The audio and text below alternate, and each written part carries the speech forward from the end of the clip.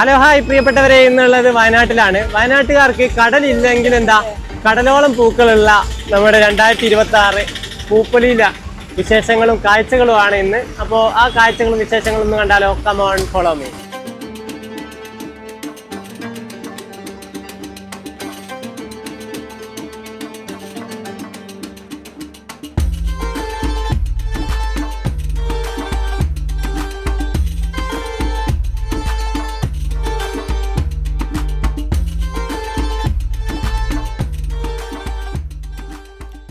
അങ്ങനെ ഇതാ തിരക്കുള്ള ഒരു ഞായറാഴ്ച ദിവസം കേട്ടോ. കേരളത്തിൻ്റെ പൂന്തോട്ടമായ വയനാട്ടിലെ അമ്പലവയലിൽ 2026 പൂപ്പൊലിക്ക് വർണ്ണോജ്വലമായ തുടക്കമായിട്ടുണ്ട്. 13 ഏക്കറിലധികം സ്ഥലത്ത് ഒരുക്കുന്ന ഈ അന്താരാഷ്ട്ര പുഷ്പമേള ജനുവരി 1 മുതൽ 15 വരെയാണ് നീണ്ടു നിൽക്കുന്നത്. ടിക്കറ്റ് നിരക്ക് വരുന്നത് 70 രൂപയാണ് കേട്ടോ. റോസ്, ഡാലിയ, ഓർക്കിഡ്, ആന്തൂറിയം തുടങ്ങിയ വൈവിധ്യമാർന്ന പൂക്കളും വിദേശ രാജ്യങ്ങളിൽ നിന്നുള്ള ചെടികളൊക്കെ ഇവിടെ പ്രദർശനത്തിനെത്തിയിട്ടുണ്ട് കേട്ടോ.